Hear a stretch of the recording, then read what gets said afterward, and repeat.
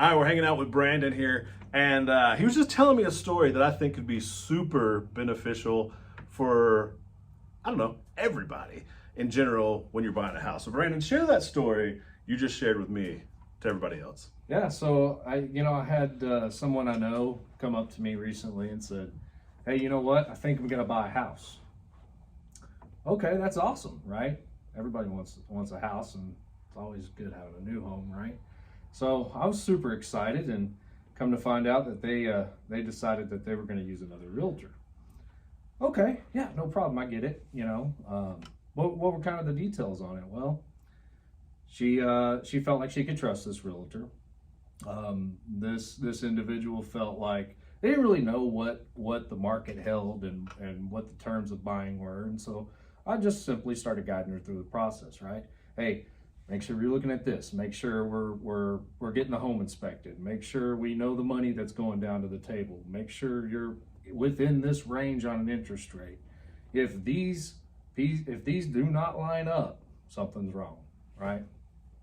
So as they progress into, she decides to go with the realtor that she told me she was going with, and as they progress through the situation, she ends up backing out of the deal. Makes an offer on a house. House was a little older, had quite a few problems with it, and ends up backing out of the deal. So after further investigation, we get to talking about it a little more. I'm like, well, what happened? Like I thought I was ready to slap high fives. Everything was going great.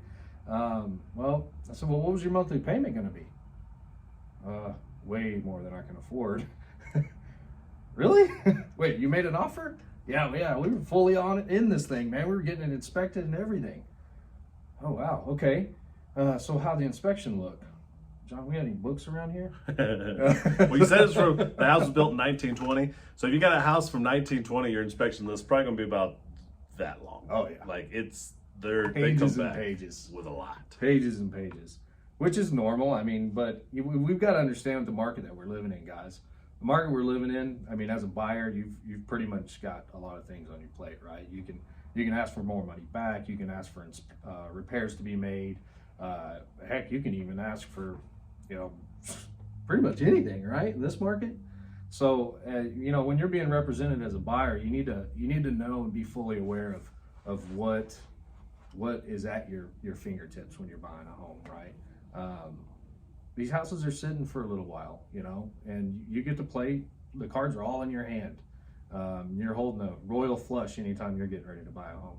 And I guess the disappointing part for me is this person's agent didn't fully disclose all that. Their main goal was to get the deal done, get the house sold, and to get it sold for as much as they can. Why? It's a bigger commission, right?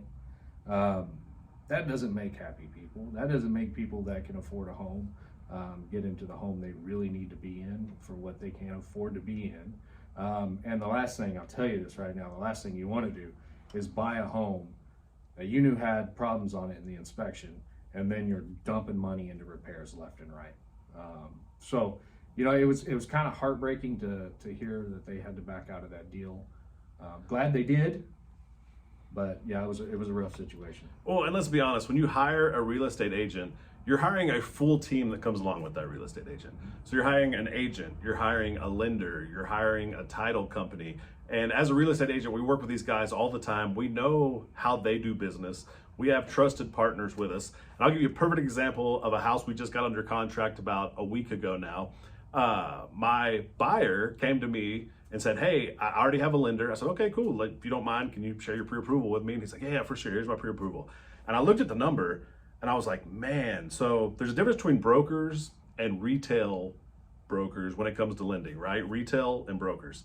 And this was a retail shop, and the number was really low, in my opinion. I said, hey, I'm just curious, are you buying down a point on this? Like, are you spending extra money to buy it down this low? And he said, well, no, this is just what he quoted me. I said, tell you what, do me a huge favor, call them back and ask him, are you charging me points on this loan? And he said, I didn't even think about that, but okay, I'll call him. Sure enough, man, 30 minutes later, he called me back and said, John, so he never told me this, but he was charging me a full point, which on that loan is $4,100 to get that interest rate. I sent him to my guy. My guy got him a lower interest rate without buying down any points whatsoever. So you've got to be careful with who you work with, how you work with them. I'll give you another scenario. There's a house we have listed right now. They brought us an offer and it was super low. It was like 20 grand less than what we're asking. And the house it's listed at a good number. So I said, hey, what's going on here? With these numbers, are you guys willing to meet in the middle at like 350? What are we talking about? And he said, well, he doesn't want to go above 345. He's afraid when we get to inspection, there'll be some repairs. He's only approved for 350, which I said, okay. I said, fair enough. But if you don't mind me asking, what's the interest rate he's approved for? And I bet I have a guy that could get you a lower interest rate to get you to 355 where my sellers want to be, and it's a win for everybody. He still has the same payment, lower interest rate. He's in a new house, my sellers sell their house. It's a win for absolutely everybody. So when you're out shopping agents, remember, you're not just getting an agent, you're getting a full team that comes along with this agent. You need to make sure that team has your best interests in mind. And real quick, John, have you ever, you say working with team lenders, inspectors, everybody that goes into the process, right?